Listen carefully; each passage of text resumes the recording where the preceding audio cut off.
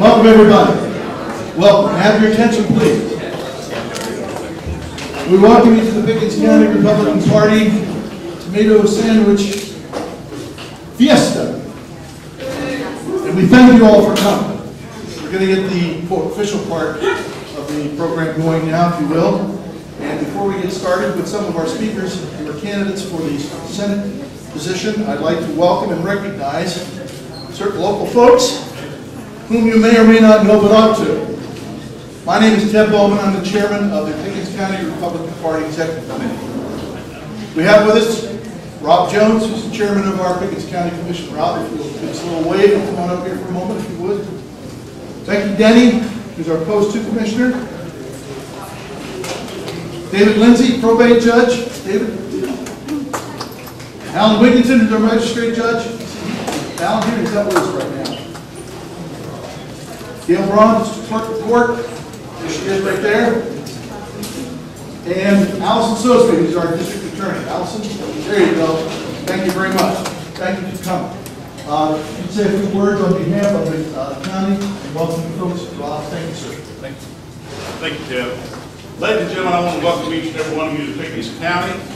Actually, I'm tickled to death that you're here today to enjoy our new facility. This facility here, we've been in here about 18 months. Glad to have y'all here. We don't normally get to build a new building, but since I've been in office, we have got a new building here. We've got one going on Main Street, a few of them regarded as a courthouse. But we should have it done in a few weeks, and we'd like to open that up to the public where everybody can walk through that one. But thank y'all for coming to Pickens County today. Hope y'all enjoy yourself. And if you have time, when everything is over, kind of tour the back streets. If y'all have any questions, please let us know. And love to have you to come back. Thank you very much for being here. Thank you, Rob. We want to keep this attentive but informal. So for those of you who are still working your way through the chow line or want to go back for a little supplement, please don't hesitate, because we have a number of speakers here who I'm going to ask to make their remarks cogent but brief. The important part is we have several candidates who are here who are going to be vying for Senator Saxby Chambliss' job next year. I'm going to quickly run through the list of the folks we have with us. Who knows, some may even show up in between, but we have Congressman Doug Collins here from the 9th District and his wife Lucy. We have Phil, hopefully Phil will be here. On his way. On his way, that's what I keep hearing. Phil Gingrey. Karen Handel is with us, and her sons right there. Congressman Jack Kingston from the 1st District, down on the other side of the state. And we have our local representative, Rick Jasperse. There he is. And our local state senator, Steve Gooch. You got it. Steve's on his way. Oh, Steve's on his way. Oh, okay, good. All right. So we've got a couple on their way. We have some folks who are ready to chat with us for a few minutes. And I'm going to turn it over for the initial speaking. You're not running, are you, Doug, for this state, the Senator, John? No, it's not. Doug Collins.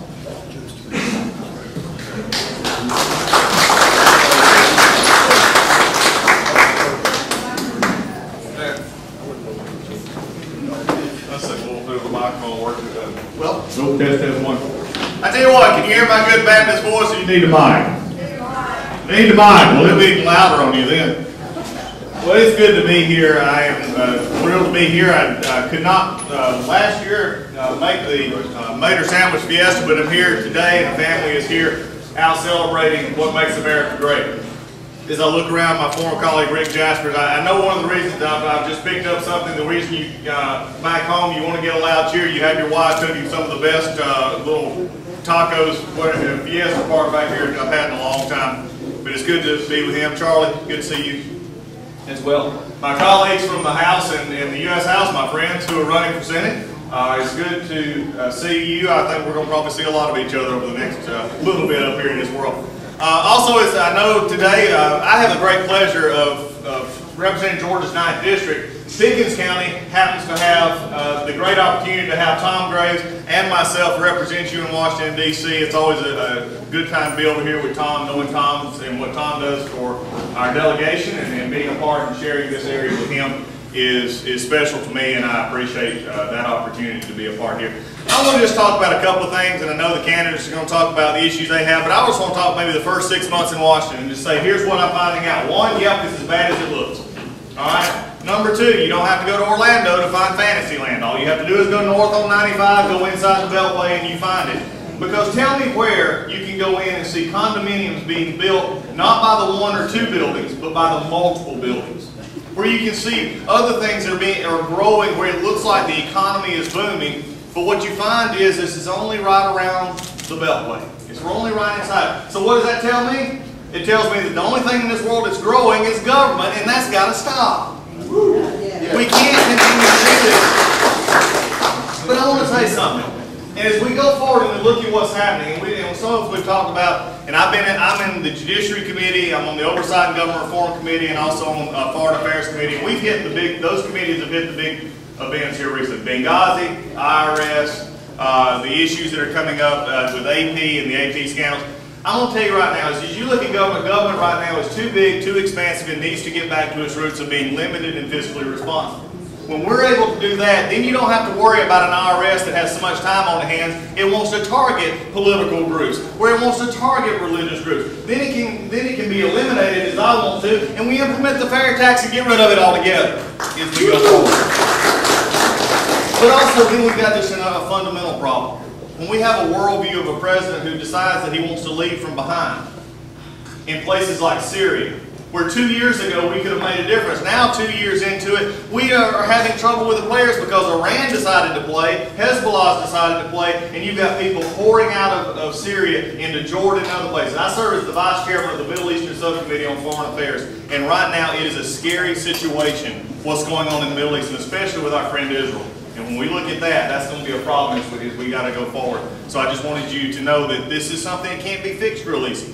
But it's in very vital interest of America, because if Israel is in trouble, we're in trouble. We're two of a kind that we've got to stay together in this. So as you look forward to knowing what is going on in D.C., don't be fooled. Don't get caught up in all the scandals, because there's plenty up there. It just goes to a certain point that says that we got to fix some things and we got to work forward on it. I saw something on the table, though, that I've been going around every time I talk, and I just happened to see it on the GOP water bottle. I encourage everybody to look at your GOP water bottle. Look what it says. It says educate, inform, and motivate. Aside from folks like you who come out on a Saturday to listen to folks who are running for office or in office, right now we've got a public out there that's getting really to the point where they don't trust anything. They don't trust people, they don't trust their neighbor, they don't trust government, they definitely don't trust what's going on in the world right now. So the question for us is, as conservatives, and I'm a conservative, I believe in a social conservative worldview and a fiscal conservative worldview. I believe it is the best thing.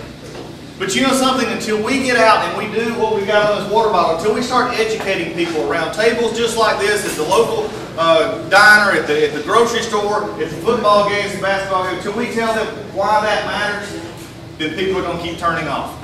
Until we get there and tell them why a balanced budget matters. Until we tell them why limited government matters. When we do that, then we can begin to win back the hearts and the minds of this country who have been fooled by a president who is telling them everything that they want, and they're believing it.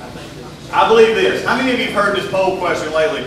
You know, when they talk about this, they want to see government. I see these polls come out from the Democrats all the time and say, how many of you believe that the government is doing the right thing? And you see these higher numbers. Well, I'm from the 9th District of Georgia. I will guarantee you that's not what I hear when I go out and talk to people. So here's my question. I wish they would do the poll this way. How many of you want to have more government in your life, over controlling and letting it be a part of your life? Or how many of you would like to be able to live free, to start your businesses, to live your life, and to succeed economically, which the Constitution said? I guarantee you it's going to choose freedom over oppression every time. But we have got to make that argument. If we don't make that argument, then we can sit back and not blame anybody but ourselves. So with the Pickens County GOP, we start today. Tell somebody. Think about somebody over the next little bit. We're not in an election year. Now's the best time to do it. I heard what y'all are going to do with the dog event.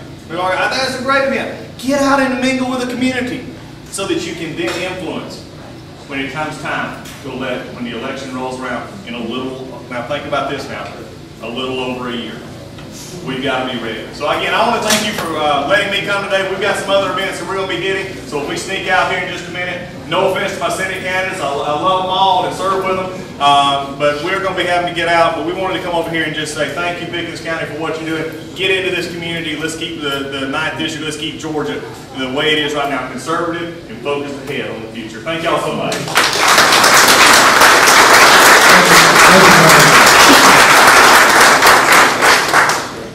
I'm going to ask Ms. Karen Handel to come up now, if you would, please. I'm sure most of you know that most recently she's been the Secretary of State and has been active in politics for some time and is now running for Senate, so I'll let her take over.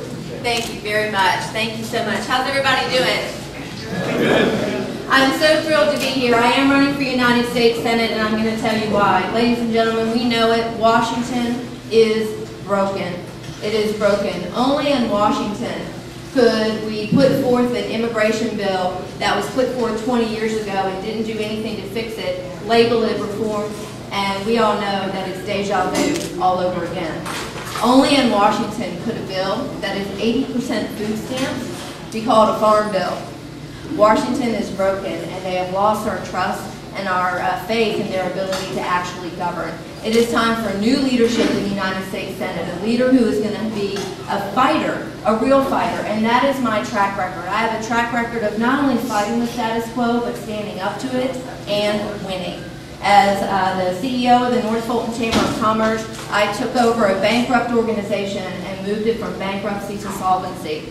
I was able to come in as Fulton County Commission Chairman in an extremely tough environment, A balance, a $100 million deficit in that budget each and every year without a tax increase. I was able to deliver a balanced budget for the first time in a very long time, as long as anyone could ever remember, in Fulton County. As your Secretary of State, I was able to get photo ID implemented, and I was able to get a process put in place fighting against the Department of Justice to make sure that only U.S. citizens were going to vote in our election.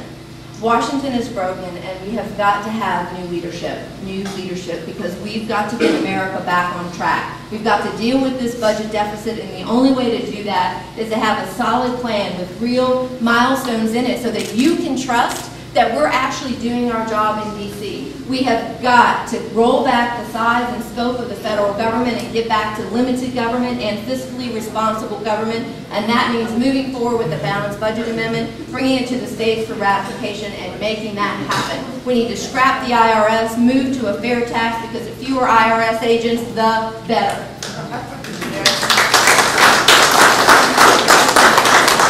We've got to move forward with real immigration reform that secures those borders first. No amnesty in any immigration reform bill as we move forward.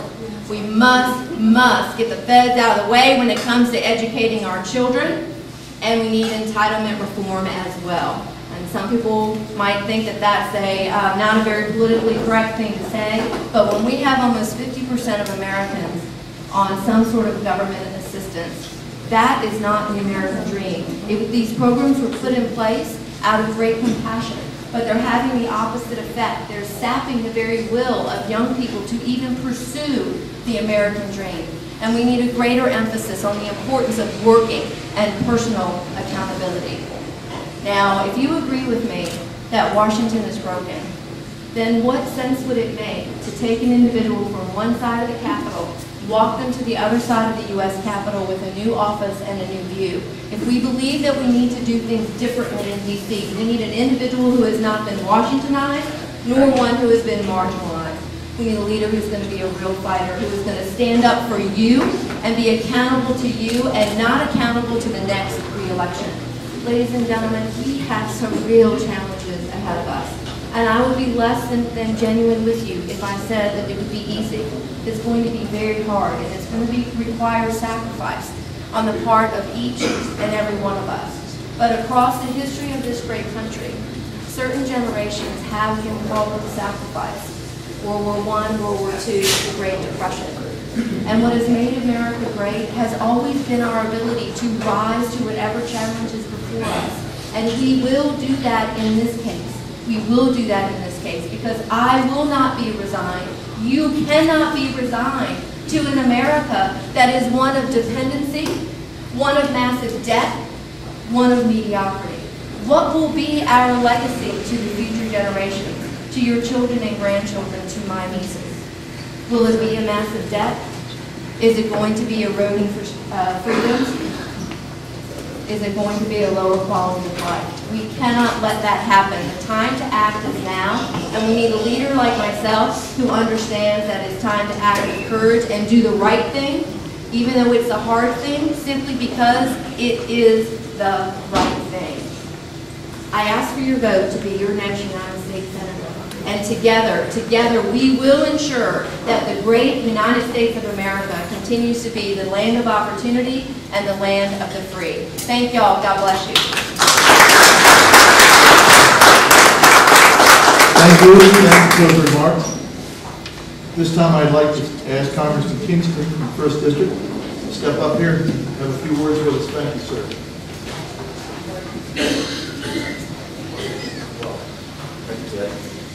Yeah, thank you very much. It's great to be with y'all and have my wife with me, Libby, who just took a mouthful of a delicious tomato sandwich, and so she's probably going to get mad at me for introducing her at this moment. But, we have 4 kids together, and I want to tell you a little bit about myself. And first of all, I would say to Doug Collins, it's great to be in your area. I don't know if he may have sneaked out, but I actually have represented a lot of split counties, and there's some advantages and disadvantages, but having 2 congressmen sometimes can really help you because you get 2 different bites of the apple, and I've been in those situations many times, so pluses and minuses. But I want to tell you a little bit about myself because I know to you, I'm new to this part of the state, although I'm an Athens boy and went to camp a couple of mountains away, or hills away in Tallulah Falls, and really love this part of the state. But my dad was raised in the Depression. He taught us as kids to be frugal, and he taught us to be hardworking. My dad was extremely frugal. He put us on allowances when we were kids. My first allowance was, I made 5 cents per week. He taught us to start saving our money. Didn't mean we were poor. I got a bicycle, but I was taught to take care of it. I got a baseball glove. I was taught to lose it. Not to lose it, excuse me. We had our advantages, but you didn't leave the room with the lights on. You didn't leave the water running when you brushed your teeth. You were taught, waste not, want not. As a member of Congress, I have that lesson with me. When I leave my office in Washington, D.C., nobody's watching, but I turn the lights off. Nobody counts it, but I turn the lights off. I have returned over $1 million to the taxpayers in unused office supplies and salaries because I've been a steward of the money.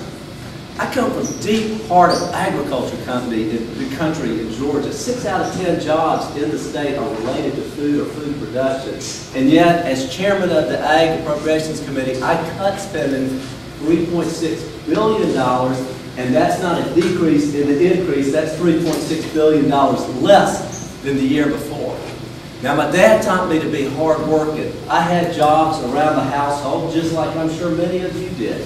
I cut the grass, I cleaned the gutters, I emptied the garbage.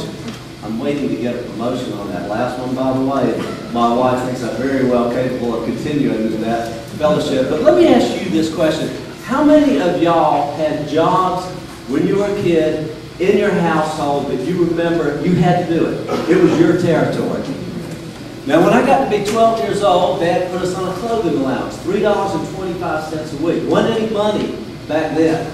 I got my clothes from J.C. Penney and Champion Mills in Commerce, Georgia. Anybody, can I get a witness on Champion Mills? Any of y'all remember that? And also the Loganville men's quality, $25 you could get a suit. But you know, we had to learn to work hard. I sold football programs. I delivered sandwiches. I sold basketball programs. And then I'll ask you, how many of y'all remember when you were 15, 16 years old getting your first paycheck? And how many of you learned lessons from that job that you still apply today in your current job? Raise your hand. So the question is, why are we denying a generation of Americans work? Work should be a noble thing. Work should be something that we value as a culture. Work should be something we pass on to the next generation. That's why last week I offered an amendment that said if you're able-bodied and you're on food stamps, then the states could have the option of requiring you to work. That is not a radical concept. It's something we have to survive as America. Now I learned about hard work and frugality from my dad, but Mom taught me idealism. Growing up in Athens, Georgia, I can tell you one thing. We didn't have much of a Republican Party back then. My mom actually was the first president of the Women's Republican Party. We were laughed at, we were humiliated, and Charlie, I think you've heard my story before, but when I was a member of the state legislature, there were only 26 Republicans. 26! We were stared at all the time. But working with people like Paul Coverdale, I learned that ideas are more important than party label. And I believe that to this day. And that's why when President Bush offered a stimulus plan in May of '08, I voted no. When President Bush's administration had a bailout of Fannie Mae and Freddie Mac, I voted no. When President Bush had the TARP, the Wall Street bailout, I voted no. Because I believe that being a conservative is more important than being a Republican.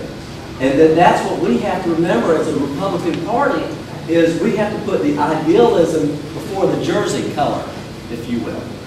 Voting against Obamacare, voting against the Obama stimulus program and the other boondoggle plans that they have, it's easy. But it's sometimes required that you and I vote against our party and put our idealism first. And those are some of the things that I've done. I come to you with the highest rating of any candidate in this race from the NRA.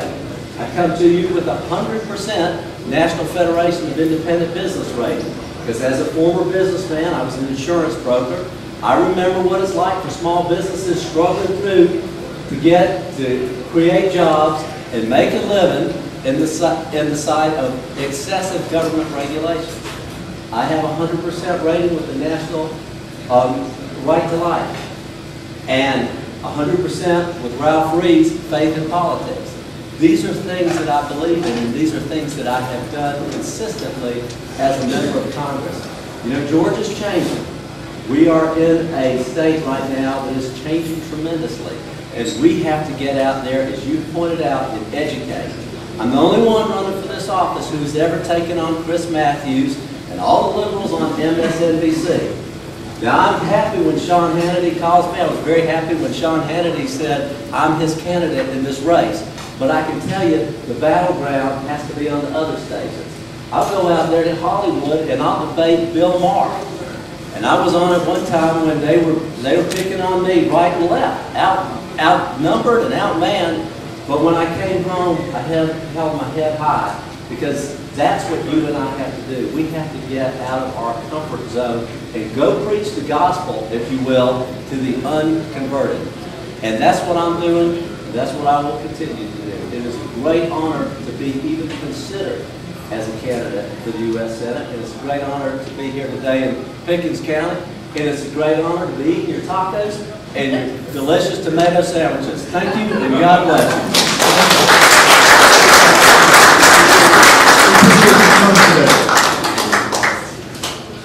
Have we had any of the other candidates sneak in while I wasn't looking? Come on, let me grab him. Up. The seat, all you got to do is ask.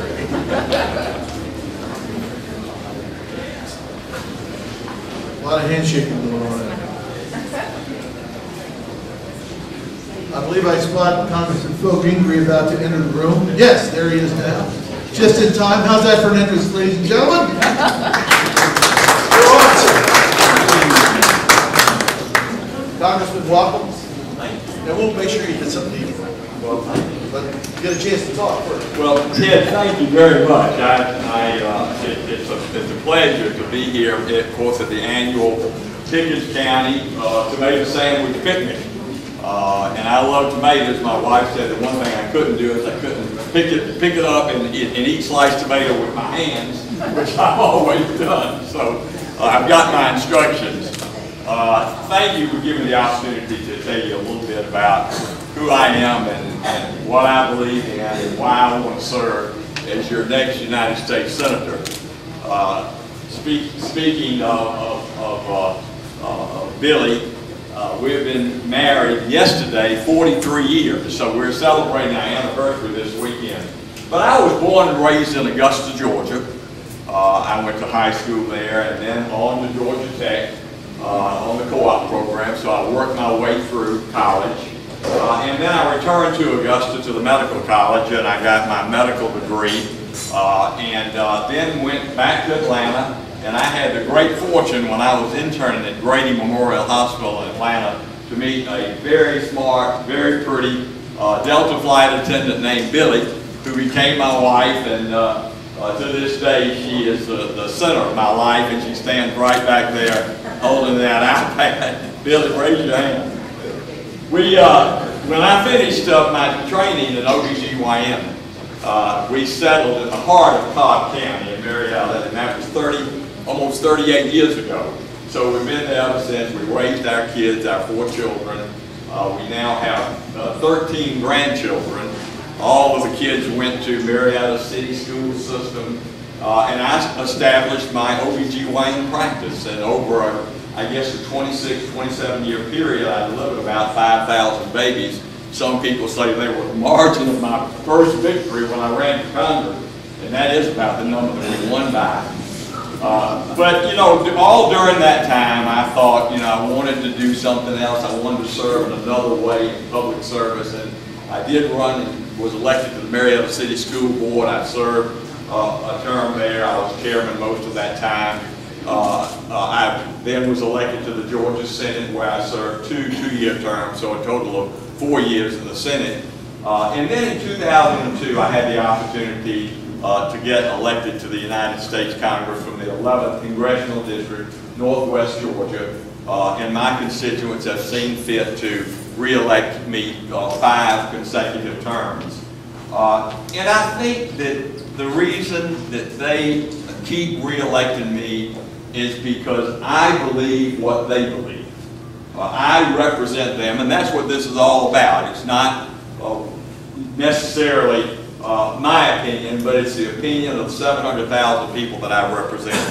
And let me tell you a little bit about what I believe. Certainly, when you think about the Tea Party, what does it stand for? Taxed enough already. I sincerely believe that we are taxed enough already. And they're dead right in regard to that issue.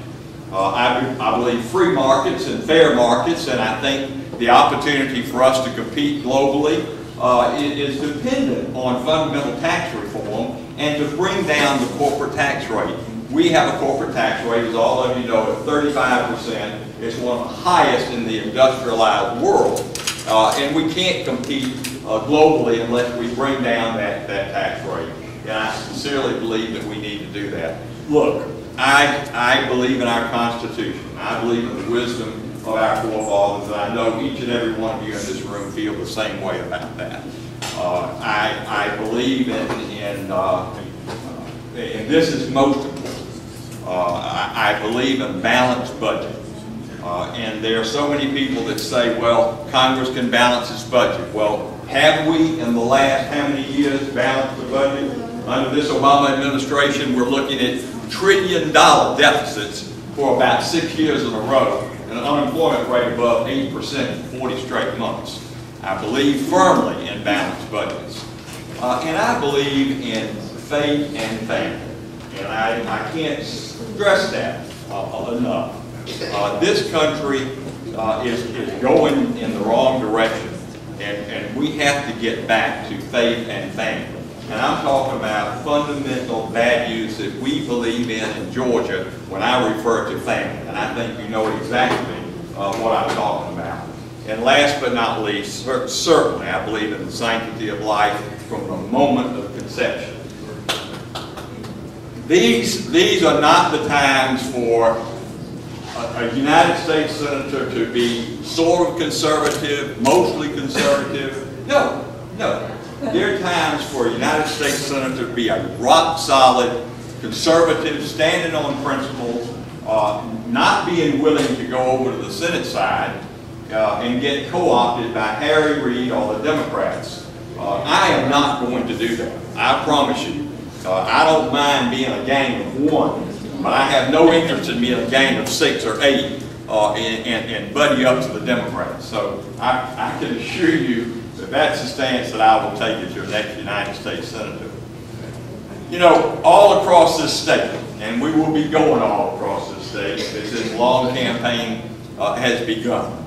But you ask people what are the 3 most important issues, and consistently it's jobs, jobs, and you guessed it, jobs.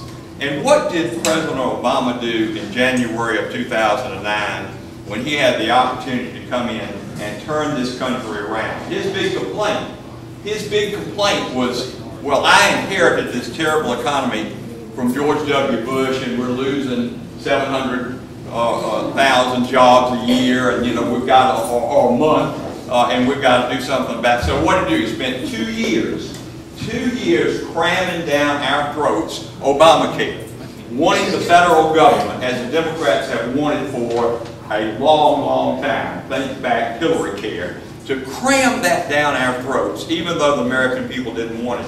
And they spent almost 2 years doing it and let the economy go to heck in a handbasket. If you call a stimulus bill stimulating the economy, it's like Zell Miller said, it's pouring money down a rat hole. These so-called shovel-ready jobs. What did we do with the shovels? We dug a deeper hole, didn't we? That's what we did with the shovels. We dug a deeper hole. This is the situation that we find ourselves in today. But I promise you, as your next United States Senator, that I firmly believe that we can turn this country around. We just need the right kind of leadership to do that, and I want you to join with me. I ask you to join with me. Give me the opportunity to represent you in the United States Senate, and I promise you that the country that we turn back to our children and our grandchildren will remain the greatest nation on the face of this earth. God bless Georgia, and thank you all for allowing me to be with you today.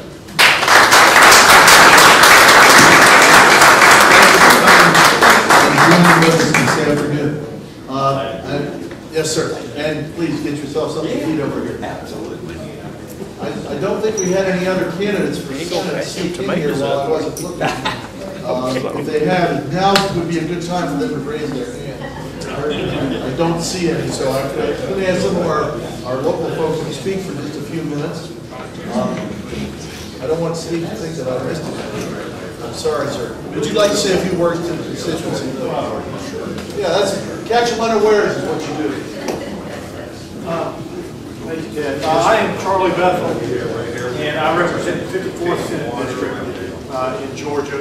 Am I a little bit closer there? Thanks. So I have Whitfield County, Murray County, parts of Gordon, and parts of Pickens. Pickens, I think the easiest way to describe it is if you look at Pickens County and you draw a line right down the middle, north and south. The 54th is the western side, but I don't have any of the city of Jasper. And Steve Gooch, who is on his way, I believe, is the 52nd. Oh, there you go. There he is. I'm back there by the food. Is the eastern side in the city of Jasper. I didn't come here to campaign today. I came to listen to these other folks and to listen to you. But just real quick, by way of introduction, I'm really just in the first year of representing the portions of Pickens County that I represent, and only in the beginning of my second term in the state senate. I was raised in Dalton, Georgia. That's where I live. I saw a number of y'all last week out on the west side of the county with my 3 children. My wife had to call in at the last minute for work, and so I got to bring 3 children. And Marsha and everybody was really good to help me take care of those 3, so that Lindsay thought I did a really great job when I got home, and everybody was alive, nobody was bleeding, they'd been fed. It was a great dad day for me. I am the Human Resources Director at J&J Industries, which is a commercial carpet manufacturer. I tell people, tongue-in-cheek, I'm a recovering attorney. My background is in law, and so I've got that history. And I say that jokingly.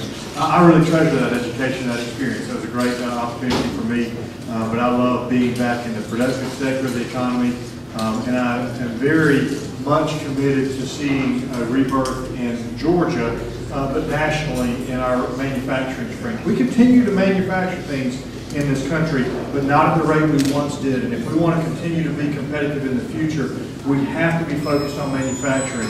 One of the comments that Jack made was that in Georgia, so much of our economy is tied to food production, and it is. But what we all have to keep in mind when we talk about economic development, we talk about growing our economy in this country from a conservative basis. If you don't dig it out of the ground, if you don't grow it in the field, or if you don't make it in a manufacturing process, you are serving someone else's wealth chain. Nothing wrong with all those other aspects of our economy. They're essential, and we have to have them. But the beginning of the creation of wealth comes from mining and you know, those sorts of activities, which we do in this country, not as much as we should. Agriculture, which we do actually very well in this country, and manufacturing, where we've fallen behind. That is how we start the process of creating wealth. So I'm committed to continuing our efforts in Georgia to lead the country. We already lead in so many areas of agriculture. We want to stay strong there, but to continue to lead us in the rebirth and regrowth of manufacturing, because it's the key to us holding our own future, our own destiny as an economy. But with that, like I said, I didn't come with a stump speech today, but I appreciate the opportunity to be here, and I welcome the opportunity to be responsive to you and represent you in the state Senate. Thank you, Charlie. Thank you so much. And as the county is, I've now been told several times, blessed to have the opportunity to have different kinds of representation. And it just makes my job that much easier as the chairman of the party here. Steve, if you'd like to say a few words, please.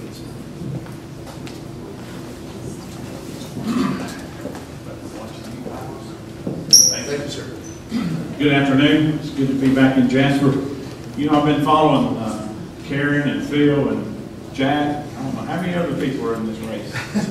That's all. That's all. That's enough as far as I've been following these guys around my district now. I represent about 8 counties: Forsyth, Dawson, Lumpkin, White, Union, Fannin, Gingrey, and Pickens. And everywhere I go, I hear these guys talking. I'm excited. I know we're going to have a good conservative elected next year to the U.S. Senate, and we need to get up there and help fight for freedom and all the good things that need to be done up there. But I was in Florida last week, and I was on the beach of Amelia Island. It's a beautiful place. I know some of you have probably been there a few times. I've never been there, but I walked up on a crime scene, and it was a yellow caution tape about the size of one of these tables in a triangular shape. And I kept looking at it, I couldn't tell what it was, but there was a sign posted on it. So I walked up, got real close to it. I even took a picture of it, put it on Facebook. Some of my not so conservative friends aren't too happy with me about it, but it basically said that this was a sea turtle nest. And that if you disturb this nest, or the sea turtle, or its eggs, you could be punished with the imprisonment up to 1 year in prison. And I thought, that's odd. You go to prison for disturbing the turtle nest. So I walked on down the beach and I saw a small sea turtle, so I took a picture of that as well. Beautiful little reptile. And then I went back to my room, and on my way back to the room, I picked up a copy of USA Today, where there's an article in there talking about our great conservative congressman that passed an abortion bill this past week on late-term abortions. After 20 weeks, they were going to ban abortions. And then the article really was talking about President Obama promising to veto that bill if it were to pass the U.S. Senate, which I guess if the Democrats are in control of the U.S. Senate, that's probably not going to pass. But if it were to have passed, our president would have vetoed a bill that would have banned abortions. And I thought, you know, we really have problems in our country when we're putting people in prison for disturbing the turtle nest, but we allow unborn babies to be aborted. So you men and women have a lot of work to do. So I posted that on Facebook, knowing I was going to get some emotional responses, and I did. So the hits just keep on coming on Facebook. So if you're on my Facebook page, go and look at some of the comments. You'll be amused and probably disgusted at some of the comments that are on there. But anyway, I don't want to run for U.S. Senate, but 2 weeks ago we were in Dawson County, Karen and Congressman Kingston announced that they were running for U.S. Senate, so I stood up and I introduced myself, and I'm also running for Senate. One of the newspaper ladies come running over, she says, "What are you talking about?" I said, "I'm running for state Senate, not U.S. You never know these days with everybody running for office, but I do admire all of you for running. We do have a very important job in Washington. Our job in Atlanta is just as important, as Charlie talked a little bit earlier, and of course, your state representative, Rick Jasperse, he's our hero in the Capitol. He's a good guy. He works hard too, but we do have some huge responsibilities. Balancing our budget is our #1 chore in there. It's become a difficult task over the last few years. Charlie and I have only been here for 3 years, so has Rick, but it's been a difficult task. It continues to be a difficult task. Revenues aren't coming in as strong as one would like. Jobs are still struggling in our economy, but there are things that are good. There's a lot of positive signs in our economy here in Georgia, and I'll mention one thing in particular, then I'll move on. I know you want to hear other people today, and that's the importance of our ports in Savannah. In fact, when I leave here today, I'm driving to Savannah to the Georgia Municipal Association's conference. I'm speaking in the morning about the ports and some other transportation issues. I am the chairman of transportation now, but the ports of Savannah is probably one of our brightest stars right now in Georgia.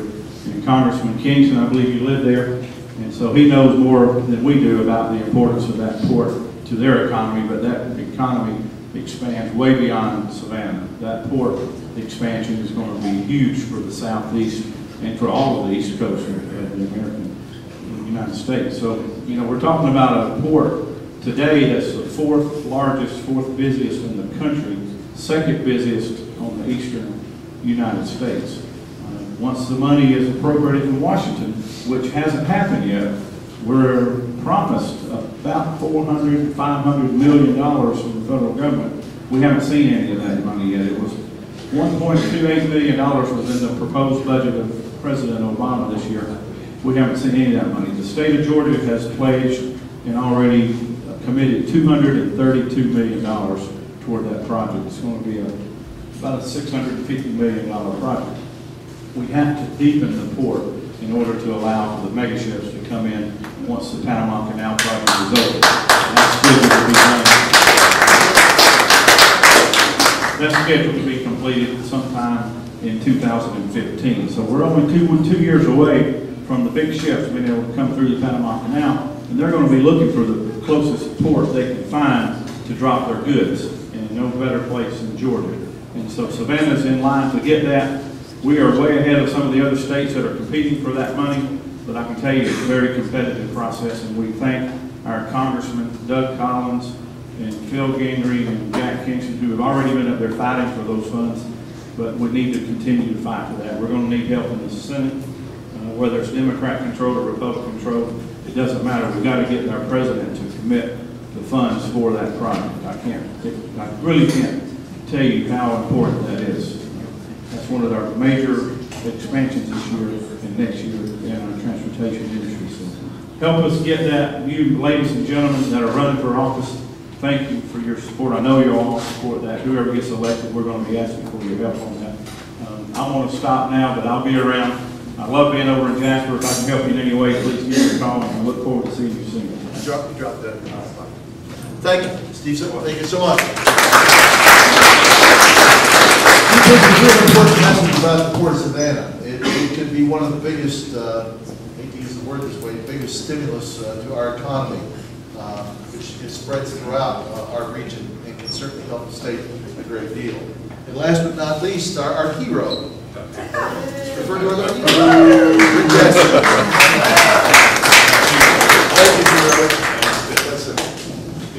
Oh my, Marshall said to make sure I put this close to my mouth so you can hear me. But I guess I'm the last one, right? With any hope, yes. I'm going to tell you this quick story about the first time I spoke in front of a group. Is at the Tea Party rally we had in Talking Rock 3 years ago. So I'm sitting there, first time ever in front of anybody besides Marcia, those are, well, the first time I was in front of Ted, and I sweated to no end. But here it's this great crowd at Talking Rock, and sitting beside me, I still have this picture.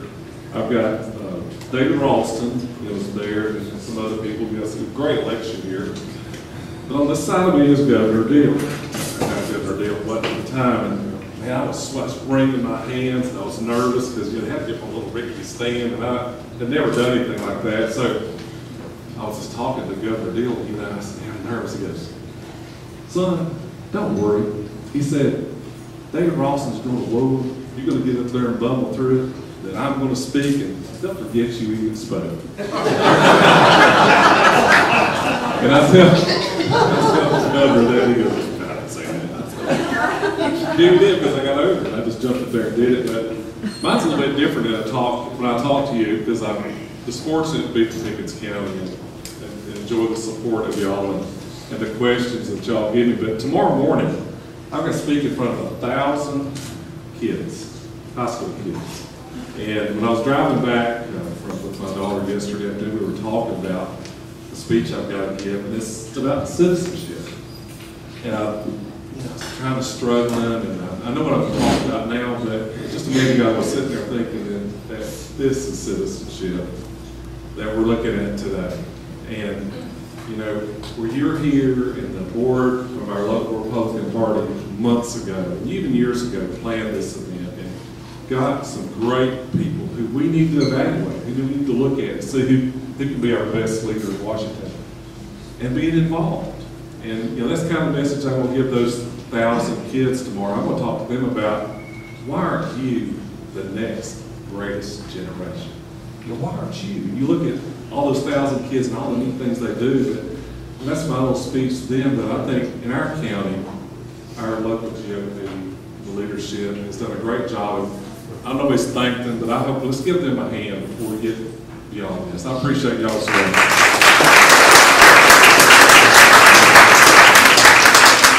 Especially the decorations. I appreciate their columns, the Tom Brady's. And from our perspective, I didn't watch a whole lot of TV years ago and all the things that were going on, but I think if you are, and I think we're involved people, when we look at what's going on in Washington, we look at our two congressmen who represent this county. We're split. They're on the news. They're fighting. I appreciate them. I hate Doug left, but I didn't get to tell him that. But they've done a great job, and I appreciate it. And the ones who are sitting with us, Bill and Jack, have done a similar thing also, representing us well. So I appreciate it. Thanks for coming from out of town, those y'all who came. I appreciate you. I know people that, and I just want to encourage you folks, my friends, to stop Bill Gingrey, Karen Handel, and Jack Kingston before you leave today and talk to them a minute. Ask them that question that you've been worked up about for the last 6 months. Don't be afraid to do that. Because as I found out, working with great people like Charlie and Steve, and y'all know me from 30 years, we're just like you. But we need to hear your conversation. We need to hear what's burning, what's bothering you. And I know these three people who are still here, they want to hear that same thing. They want to look you in the eye and give you a straight answer and be part of it. But they want you. And they want you to vote for them. Of course, it's your chance. And I guess I was writing a little note on Facebook yesterday morning. That's what I said. This is your chance to come see somebody who really doesn't get here very often. But we've done, our local GOP's got it. This is your chance. Let's talk to them and ask them, hey, what's your cell phone number? In case I get all mad 3 weeks from now, I want to talk to you about something. They'll give it to you and let you get in contact with them. So I think that's important. We've had a great 3 years in the Capitol. Just 2 things I worked on a lot this past year. You probably heard about one of them. But we also worked on immigration, especially for the local cities and counties, making the billing and the sign up for business license. I got started on that, and they took that bill away from me. But then I got involved in the gun bill, which was a huge undertaking. I learned more in 40 days about politics and how rough it can get in 40 days. And I was not successful. But we will be. We're working on it even as yesterday driving down the road. we're working on it, to really expand your Second Amendment rights in Georgia. And Charlie, Steve, support us on this, work with me, help me till 11:30 on day 40. We were trying to wiggle away to get that day passed, but we just we can't. But we're going to come back and we'll work on it again. That's something I've taken as a passion. It's one thing that I know that you want, and I have really pushed hard for it. And you'll see other things come along, but I appreciate it. And lastly, when I close up, call me. My boss will give me that.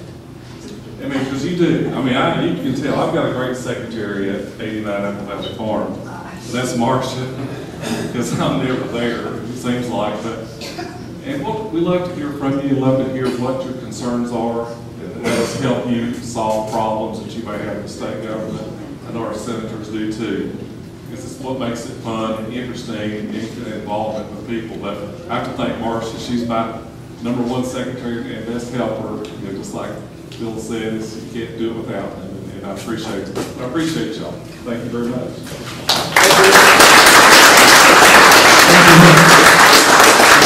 Thank you all, ladies and gentlemen, for attending today. We have a couple more hours here to socialize and as Rick says, just to chat with your representative, your candidate, and we have music coming up, and there's still plenty to eat and drink.